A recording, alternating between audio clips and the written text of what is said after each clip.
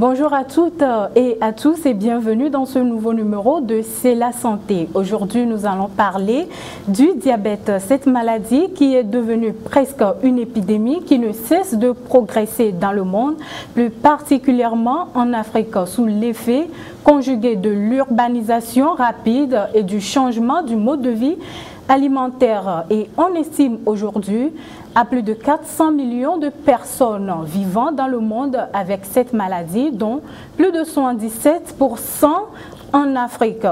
Alors, le diabète est devenu de nos jours une préoccupation planétaire de santé publique et cause 5 millions de décès par an, soit un mort toutes les 6 secondes. Alors, comment expliquer l'ampleur de cette épidémie? Quelles précautions pour les patients et quelle prise en charge pour les diabétiques? Pour en parler, je reçois dans ce numéro le docteur Jean-Pierre Tagba. Bonjour docteur. Bonjour madame. Il est médecin généraliste.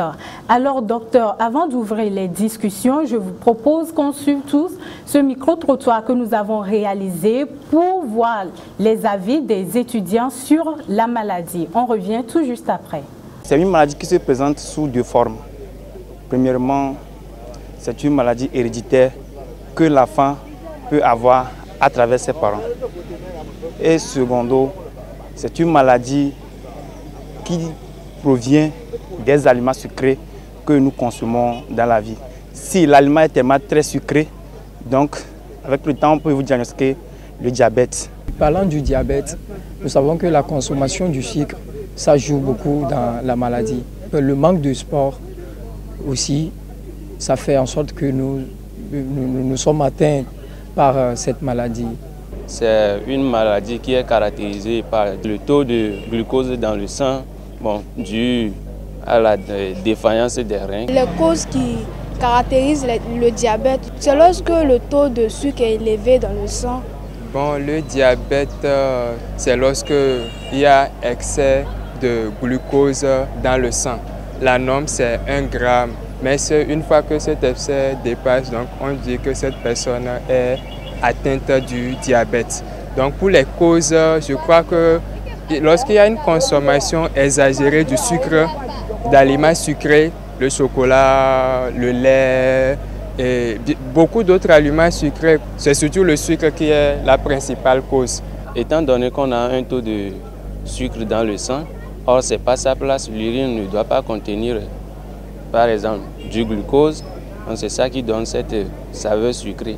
Concernant les conséquences, ça entraîne également l'amputement des membres et il y a insuffisance rénale également.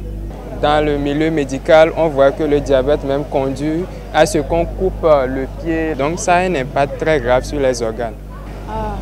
On constate que lorsque la personne est infectée de cette maladie, on voit que lorsque cette personne urine, après quelques minutes, on sent que des fourmis viennent envahir le lieu. La personne qui est atteinte est beaucoup affaiblie et elle transpire beaucoup. Cette personne, dès qu'il a une petite plaie, la plaie s'enfle très rapidement, ce qui fait que parfois s'il ne prend pas bien soin de son corps, il perd ses membres. Alors docteur, voilà ce que ces étudiants, pour la plupart qui sont en faculté de médecine, pensent sur la maladie. Ce qui m'amène à vous poser la toute première question. Le diabète, c'est quoi cette maladie qui est devenue de nos jours une préoccupation sanitaire mondiale? Merci beaucoup pour le fait de m'avoir invité sur ce plateau pour pouvoir amener l'information à la population. Oui.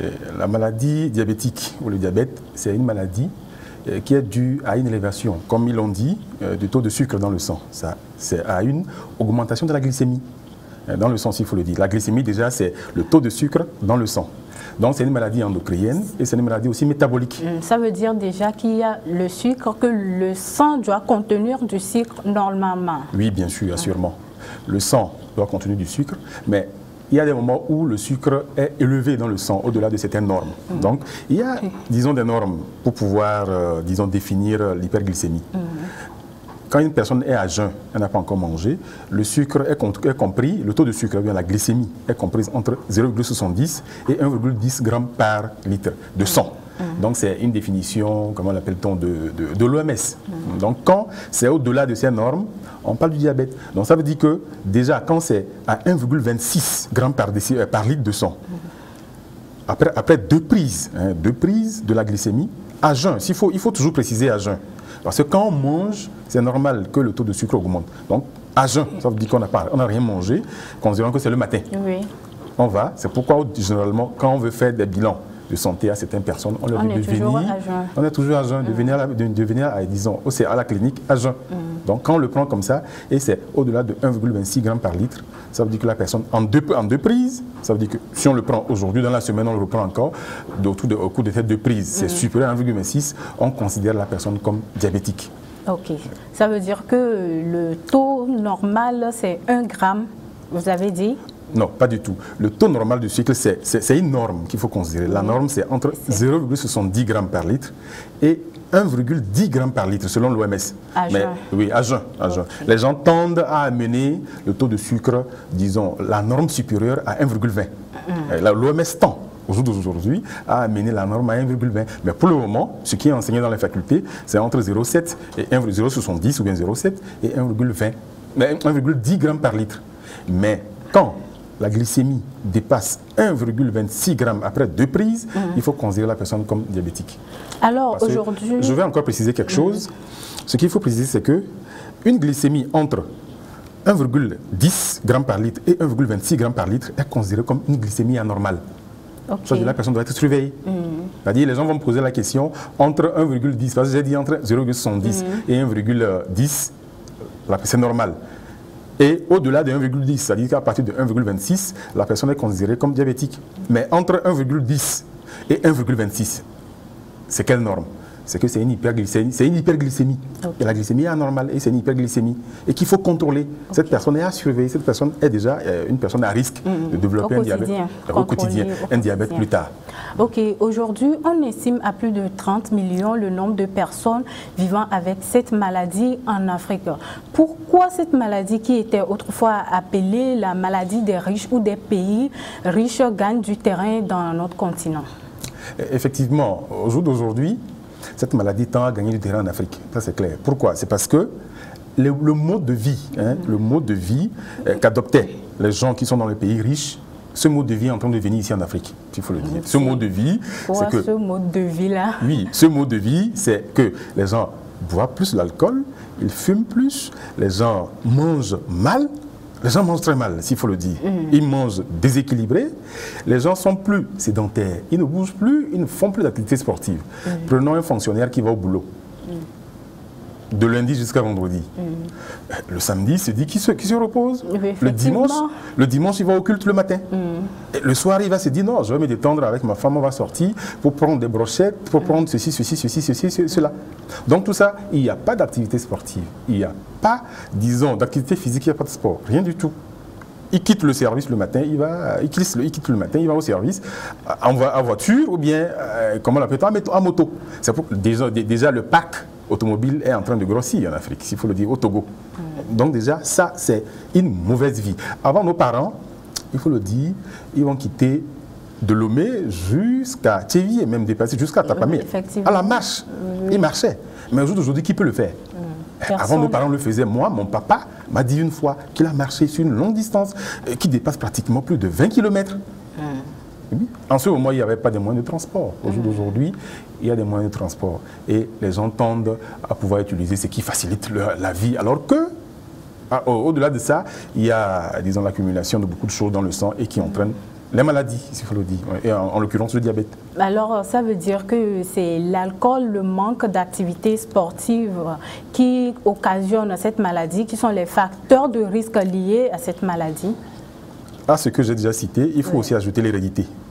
Parce qu'il faut définir le diabète, il y a deux types de diabète, il faut le dire. Le diabète qui est insulinodépendant, ça c'est ce qu'on appelle le diabète de type 1, et le diabète qui est non insulinodépendant, il ne dépend pas de l'insuline, qui est le diabète de type 2, qui est le diabète du sujet âgé. On l'appelle encore diabète insulino-récurrent, c'est-à-dire qu'il a besoin d'insuline. Vous me suivez? Oui, je vous suis. Donc, qu'est-ce qui se passe? À ces facteurs de risque, que je viens de citer, la sédentarité, l'alcool, disons le tabac. Il y a aussi l'âge. Il y a aussi l'âge qu'il faut ajouter. Il y a aussi l'hypertension. Il y a aussi le cholestérol. Tout ça, ça rentre dans les facteurs de risque. Ajoutez à cela l'hérédité. Imaginons quelqu'un qui a une sœur ou bien un papa qui est diabétique. Il faut savoir que ce qui est sûr, c'est que pas sûr, quand je dis ce qui est sûr, c'est qu'il faudrait qu'il soit sûr que déjà au-delà de 45 ans, il doit commencer par se surveiller. Sinon, il a beaucoup plus de chance, ou bien de malchance, il faut dire dans ce cas-là. On ne va pas dire beaucoup plus de chance, mais beaucoup plus de malchance. La probabilité est forte pour pouvoir développer le diabète. Donc, c'est des gens à surveiller. Donc, à cela s'ajoute l'hérédité. Au facteur de risque s'ajoute l'hérédité. Alors, vous venez de toucher les types de diabète. C'est une question que je devrais vous poser. Dites-nous, qu'est-ce qui caractérise le diabète peut-être du type 1 ou du type 2? Ces deux types de diabète, en quoi consistent-ils? Prenons d'abord le diabète de type 1. On l'appelle encore le diabète insulinodépendant. Ce qui dépend de l'insuline. C'est qu'arrivé à un certain moment, dans l'organisme, les cellules, les lymphocytes, c'est-à-dire que les cellules de défense de l'organisme, considèrent le pancréas, les cellules du pancréas, comme des microbes. Il faudrait aussi que je précise que le problème du diabète est lié au pancréas. C'est au pancréas. C'est une glande exocrine et endocrine. Exocrine parce qu'elle sécrète du sucre pancréatique et endocrine parce qu'elle sécrète de l'insuline et du glucagon. Le glucagon aussi, c'est une hormone dans le sang. Donc, quand les cellules de défense de l'organisme commencent par considérer les cellules comment l'appelle-t-on, les cellules du pancréas, les cellules des îlots de Langerhans, c'est comme ça on les appelle. Ce sont les termes techniques. Les termes techniques. Donc ce sont les cellules qui sécrètent, qui élaborent l'insuline. Ils commencent par les considérer comme des microbes. Ils les tuent. Quand il les tue, maintenant, le pancréas ne travaille plus. Disons, sa composante endocrine ne travaille plus. Elle ne sécrète plus l'insuline. Donc, du coup, alors que c'est l'insuline qui est chargée de réguler de façon précise, comment l'appelle-t-on, le taux de sucre dans le sang. Imaginons que vous venez de manger, vous mangez tout à l'heure, l'insuline se rend compte, l'organisme se rend compte plutôt que le taux de sucre est élevé. Maintenant, directement, il donne l'information aux cellules de Langerhans du pancréas pour élaborer l'insuline. Et l'insuline est chargée de faire réguler, de baisser le taux du sucre, de glucose dans le sang, mais pas directement. C'est qui donne l'information aux cellules périphériques, les cellules qui ont la capacité de bouffer l'oxygène, de bouffer le glucose. En l'occurrence, toutes les cellules du corps humain, en l'occurrence les cellules du cerveau, les neurones, les muscles, les cellules, comment on l'appelle, du cœur et tout ça, ils ont pour faculté de bouffer, d'utiliser l'oxygène dans un cycle qu'on appelle le cycle de Krebs pour pouvoir produire de l'énergie avec l'oxygène, produire de l'énergie pour l'organisme. Et c'est ça qui nous fait mouvoir, qui nous fait, disons, c'est ça qui est notre énergie, notre moteur de notre vie au quotidien. Donc maintenant, alors, revenons sur les caractéristiques des diabètes du type 1 et du type 2. C'est ça. Donc, ce diabète de type 1, maintenant, quand les cellules de Langerhans sont tuées, maintenant, il n'y a plus d'insuline. Ça veut dire que le sucre grimpe de façon exponentielle dans le sang. Et maintenant, ça cause tout ce qu'on va avoir, l'envie de pisser, l'envie de boire beaucoup d'eau, l'amaigrissement, et puis, comment on l'appelle, il y a beaucoup de choses qui tournent tout autour. Donc ça, c'est la physiopathologie du diabète de type 1, ça. Ça, c'est le diabète insulinodépendant. Ça veut dire que lui, son problème, c'est l'insuline. Mais le diabète non insulinodépendant, c'est pourquoi on l'appelle non insulinodépendant, il dépend de l'insuline. Son problème, c'est que c'est autre chose. Les facteurs héréditaires associés maintenant aux facteurs de risque.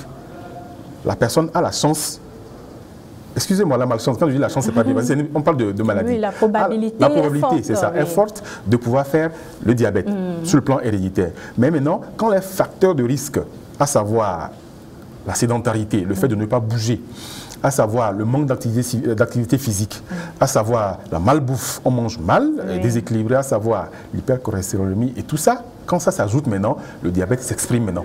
C'est au niveau du type 2, ça. Au niveau du type 2 et l'obésité, c'est-à-dire l'obésité, le surpoids. Parce que qu'est-ce qui se passe dans l'organisme? Le surpoids, c'est essentiellement le tissu adipeux, le tissu graisseux, l'amas de graisse. L'amas de tissu graisseux dans le sang. Et ce sont ces tissus graisseux-là, les tissus adipeux, les cellules adipeuses maintenant, qui désensibilisent les cellules périphériques. Elles les désensibilisent parce que l'insuline, quand il va il y a un récepteur, il y a un récepteur au niveau des cellules. Et le récepteur là, c'est un message pour donner aux cellules pour bouffer l'oxygène, comment l'appelle-t-on, bouffer le glucose. Ok, alors pour ces deux types du diabète, est-ce qu'il y a l'âge qui joue? Peut-être un enfant peut être atteint du diabète, peut-être du type 1 ou du type 2. Expliquez-nous un peu le phénomène. Oui, généralement, s'il faut le dire, un petit enfant ne peut pas être atteint du diabète de type 1, de type 2, excusez-moi. Mais généralement, les enfants entre 0 et 20 ans ou bien 0 et 30 ans, généralement, c'est le type 1, le diabète insulinodépendant. Là, comme je l'ai cité, ce sont des infections. C'est arrivé à un moment, les cellules du corps, les cellules de défense vont tuer les cellules des îlots de Langerhans pour, disons, désensibiliser, comment appelle-t-on, anéantir carrément le pancréas. Ça, c'est les enfants qui peuvent l'avoir. Mais les grandes personnes aussi peuvent l'avoir, les maladies auto-immunes. Elle peut arriver, mais généralement, c'est les sujets jeunes qui l'ont.